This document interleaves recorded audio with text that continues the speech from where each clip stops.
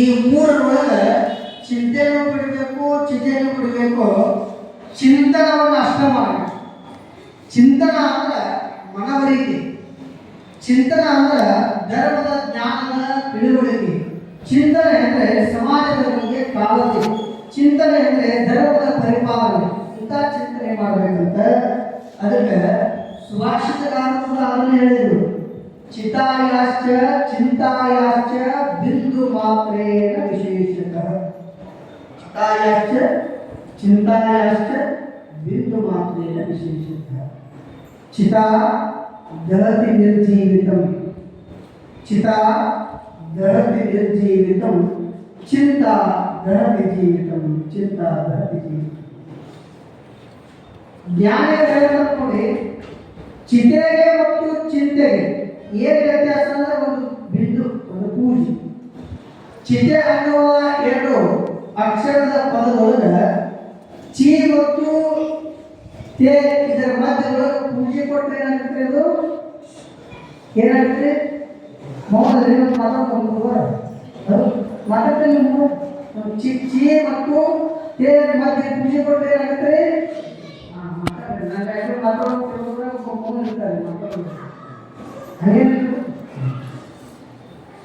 ಚಿಂತೆ ಬಿಂದು ಮಾತ್ರೇನ ವಿಶೇಷತಃ.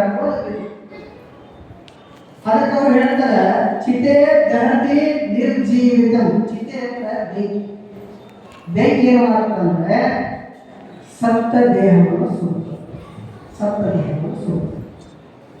ಅವರವರ ಧರ್ಮಕ್ಕನುಸಾರವಾಗಿ ಶವವನ್ನು ಸಂಸ್ಕಾರ ಮಾಡಬೇಕಾದ್ರೆ ಅವರ ಧರ್ಮಕ್ಕನುಸಾರವಾಗಿ ಬಹಳಷ್ಟು ಜನ ರುದ್ರಭೂಮಿಯಲ್ಲಿ ಮನೆಯೊಳಗೆ ಉಳಿತಾರೆ, ಅಗ್ನಿಸ್ಪರ್ಶ ಮಾಡಿ ಅದಕ್ಕೆ ಚಿತೆಯನ್ನು ಕೊಡ್ತಾರೆ.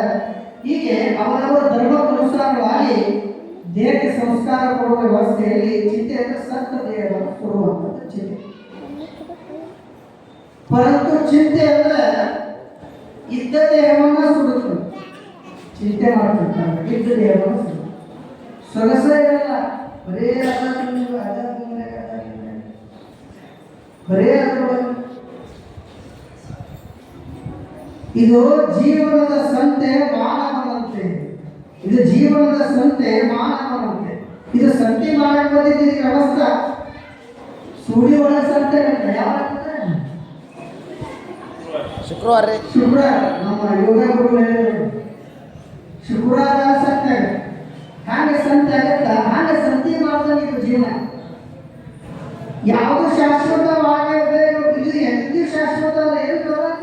ಇಲ್ಲ. ನೀವು ಡಾಕ್ಟರ್ ಹೋಗ್ತೀರಿ, ಏನೋ ಒಂದಿಷ್ಟು ಒಳ ಚಿಂತೆ ಮಾಡಬೇಕಂತೆ ಯಾವ್ದು ಆರೋಗ್ಯವಂತರಾದ್ರಿ, ಆರೋಗ್ಯ ಏನೂ ಆಗಿಲ್ಲ, ದೇಹಕ್ಕೂ ಏನೂ ಆಗಿಲ್ಲ, ಬಹಳ ವ್ಯವಸ್ಥಿತವಾಗಿಲ್ಲ, ಆರೋಗ್ಯ ಸೊಗಸಿನ ದೇಹದೊಳಗಂತ ನೀವು ಹೋದಾಗ ಅವ್ರೇನು ಮಾಡ್ತಾರೆ? ಏನಿಲ್ಲ, ಎಲ್ಲ ಕರೆಕ್ಟ್ ಅದ, ನೀವೇನೋ ಒಂದು ಒಳ ಚಿಂತೆ ಮಾಡ. ಒಳ ಚಿಂತೆ ಎಷ್ಟು ಚಿಂತೆ? ಒಂದು ನೋಡಿ, ಉತ್ತರ ಭಾರತದ ರಾಮೇಶ್ವರದಿಂದ, ಉತ್ತರ ಭಾರತದ ರಾಮೇಶ್ವರದಿಂದ ದಕ್ಷಿಣ ಭಾರತದ ಕಾಶಿಗೆ ಪ್ರಯಾಣ ಮಾಡ್ತಾರೆ ಒಬ್ಬರು ಸಂತರು. ಉತ್ತರ ಭಾರತದ ರಾಮೇಶ್ವರದಿಂದ ದಕ್ಷಿಣ ಭಾರತದ ಕಾಶಿ ಕ್ಷೇತ್ರಕ್ಕೆ ಪಾದಯಾತ್ರೆ ಮಾಡ್ತಿರ್ತಾರೆ, ಹೊರಟಿರ್ತಾರೆ ಪಾದಯಾತ್ರೆ. ಸಂತರು ದಾರಿ ಒಳಗೆ ಹೋಗ್ತಿರ್ಬೇಕಾದ್ರೆ ನೆಡ್ಕೋತ ಹೋದ್ರು. ಬಹಳ ದೂರದಲ್ಲಿ ಹೋದ ಬಳಿಕ ಒಂದು ಸರ್ಕಲ್ ಬರುತ್ತೆ, ವರ್ತುಲ ಅಂತ ಕರೀತಾರೆ. ಸರ್ಕಲ್, 4 ದಾರಿ ಕೂಡಿರುವಂತ ಒಂದು ಸರ್ಕಲ್ ಬರುತ್ತೆ. ಸಂತರಿಗೆ ಕಾಶಿ ಕ್ಷೇತ್ರಕ್ಕೆ ಹೋಗೋ ದಾರಿ ತಿಳಿದಿದೆ, ಗೊತ್ತಾಗಲಿಲ್ಲ. ಇದು ನೇರವಾಗಿ ಹೋದ್ರೆ ಕಾಶಿಗೆ ಹೋಗ್ಬೋದು, ಬಲದಾರಿಯ ನೆಡ್ಕೊಂಡು ಹೋದ್ರೆ ಕಾಶಿಗೆ ಹೋಗ್ಬೋದು, ಅಥವಾ ಎಡಭಾಗದ ದಾರಿ ನೆಡ್ಕೊಂಡು ಹೋದ್ರೆ ಕಾಶಿಗೆ ಹೋಗ್ಬೋದು ಅಂತ ಅವರಿಗೆ ಚಿಂತೆಯಾಗಿ ಅಲೆದು. ಹಾಗಾದ್ರೆ ಯಾರು ಕೇಳಬೇಕು? ಒಂದು ಹಳ್ಳಿ ಸಮೀಪಿತ್ತು. ಆ ಹಳ್ಳಿಯ ಊರ ಹೊರಭಾಗದೊಳಗೆ ಹೊರ, ಆ ಹೊಲದೊಳಗೆ ಒಬ್ಬ ರೈತ ಕೆಲಸ ಮಾಡ್ತಿದ್ದ. ಓ, ಇಲ್ಲೇ ಒಬ್ಬ ಯಾರೋ ಪುಣ್ಯಾತ್ಮ ಮಾಡೋಣ ರೈತ, ಅವನ್ನ ಕೇಳಿದ್ರೆ ಅವ್ರ ಸಂತೆಯಲ್ಲಿ ಬಂದು ಆ ರೈತರ ಸಮೀಪಿಸುವ, ಏನಪ್ಪ ನಾವು ಉತ್ತರ ಭಾರತದಿಂದ ರಾಮೇಶ್ವರದಿಂದ ಬಂದೀವಿ, ಕಾಶಿಗೆ ಹೋಗ್ಬೇಕಾಗ್ಯದ. ದಾರಿ ನಮಗೆ ತಿಳಿಯುವಂತಾಗೈತಿ. ಯಾವ ದಾರಿ ಹಿಡ್ಕೊಂಡು ನಾವು ಕಾಶಿ ಹೋಗ್ತೀವೋ ಹೇಳೋದಪ್ಪ ಅಂತ ಸಂತರು ರೈತರು ಕೇಳಿದರು. ರೈತರ ಅಪ್ಪರ ಇಲ್ಲಿಂದ ಹಿಡ್ಕೊಂಡು ಅಲ್ಲಿವರೆಗೆ ಏನದ ಅಲ್ರಿ, ಭಾಳ ದೂರದವರೆಗೆ ಅದಲ್ಲ. 50